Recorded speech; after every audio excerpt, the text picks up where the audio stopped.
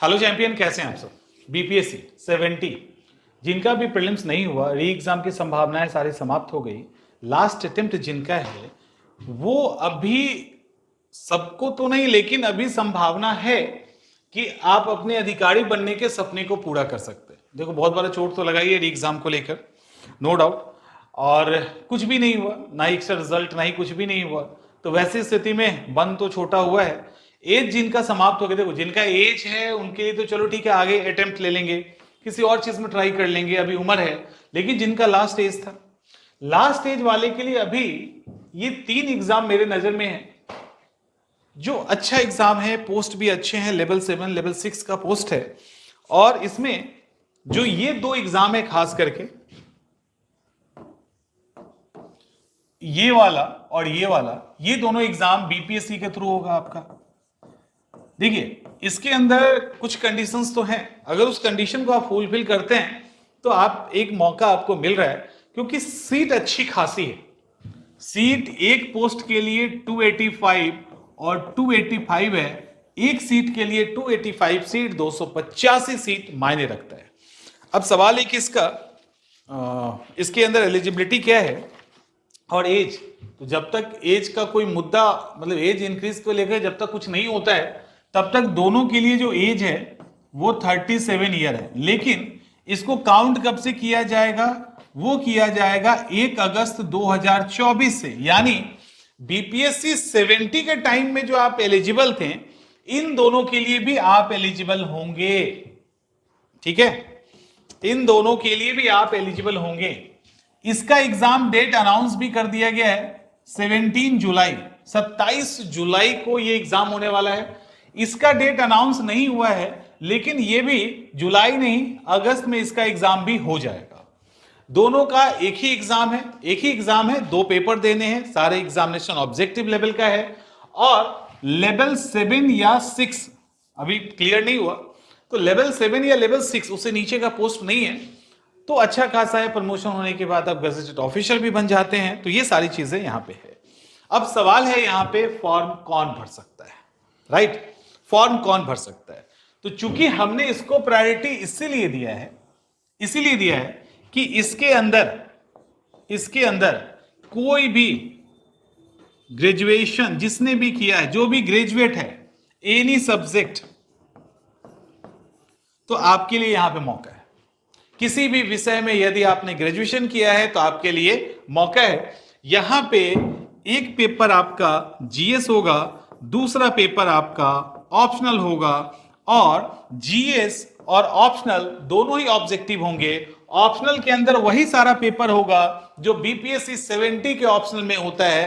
तो as it is उसी तरह के सिलेबस को कमोबेश यहां पे भी फॉलो किया जाएगा, थोड़ा स्टैंडर्ड कम होगा।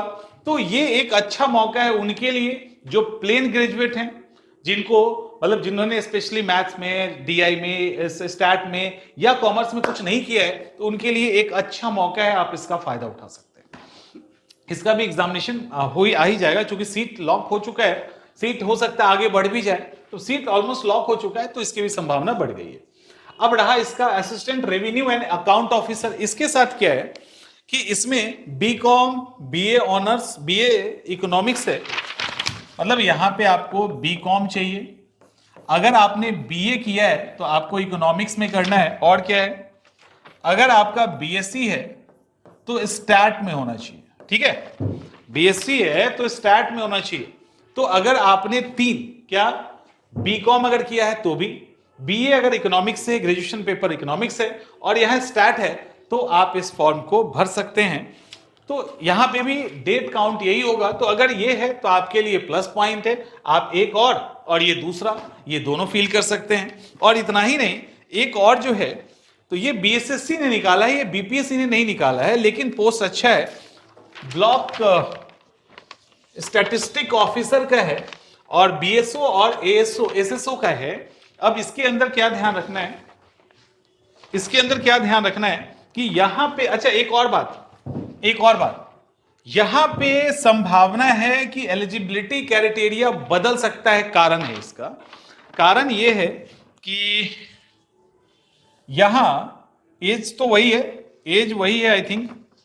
यहां पे इकोनॉमिक्स मैथ और स्टैट, ठीक है, से अगर आपने ग्रेजुएशन किया है, अगर ऑनर्स पेपर है, तब आप इस फॉर्म को फिल कर सकते हैं। लेकिन अमेंडमेंट करके क्या जोड़ दिया गया कि यदि इनमें से कोई सब्जेक्ट आपकी ग्रेजुएशन के पास स्कोर में भी था, यानी एक पहला साल और दूसरे साल में ग्रेजुएशन करने के दौरान यदि आपने इकोनॉमिक्स, मैथ या स्टैट में कोई एक पेपर रखा था, तब भी आप दे सकते हैं। ये नहीं था, इसको बाद में जोड़ा गया।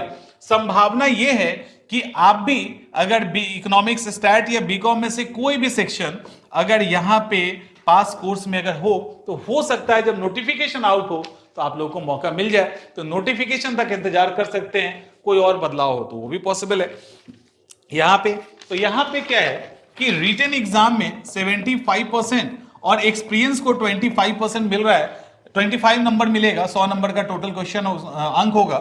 इसमें हर एक साल के लिए 5 नंबर है, तो जितने साल नौकरी किया गया संविदा पे, एडॉक पे, तो उनको 5 नंबर मिलेगा। ये इंपॉर्टेंट, सॉरी 150 क्वेश्चन है ना, 150 क्वेश्चन है, 4 अंक है। इसका मतलब 75 और 25 का वेटेज है। 75 मेरिट से और 25 आपको संविदा में काम करने के कारण मिलेगा।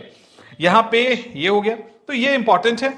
इसका मेंस पेपर भी है, तो यहां एक संभावना, इसका एज काउंट भी उसी तरह से होगा 2024 के अकॉर्डिंग।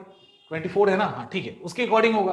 तो इस तरह से 3 आपके सामने है, और भी कई सारे एग्जामिनेशन होंगे, आपको पता है, जिसका एज काउंट पीछे से हो रहा है। हाँ, अब सवाल है कि यहां पे आपके लिए बैरियर क्या है।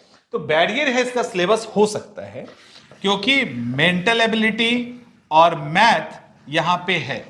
जीएस की बात करें, जनरल साइंस और जीके की बात करें, तो ये आपके लिए बहुत बड़ा सिरदर्द नहीं है। लेकिन मान लो किसी का मैथ अच्छा नहीं है तो वो सिरदर्द हो सकता है, अगर मेंटल एबिलिटी सही नहीं है तो वो दिक्कत हो सकता है। लेकिन समय है आपके पास, अप्रैल, मई, जून, जुलाई, तो इतने महीने हैं। इतने महीने में नौकरी चाहिए तो ठीक करना पड़ेगा खुद को, तो आप इसको ठीक कर सकते हैं। आई थिंक मैंने समझा दिया है। अगर आपको समझ में आ गया तो अच्छी बात है, तो हम लोग मिलेंगे फिर आगे, और इससे रिलेटेड सारी क्लासेस आज नहीं अब कल से रन करना स्टार्ट हो जाएगा। तो हम लोग यहाँ पे इसको पूरी तरह से कवर करेंगे। ऑप्शनल में मेंटरशिप भी प्रोवाइड करवाएंगे, और साथ में यहाँ पे जीएस भी आपको दे रहे हैं। जीएस की पूरी क्लासेस हो रही है, तीनों ही कोर्स की जीएस। अच्छा, जो भी करोगे ना एक भी, तो आपको सब में काम आ जाएगा। तो जीएस के लिए तीनों क्लासेस हो रही है, ऑप्शनल में फुल मेंटरशिप अवेलेबल करवा रहे हैं। कोर्स लिंक दिया हुआ है, वहां से आप जाके चेक कर सकते हैं। आई थिंक इतना काफी है, तो मौका है अभी, आप चौका मार सकते हैं अगर चाहें तो। मिलते हैं हम लोग नेक्स्ट सेशन में।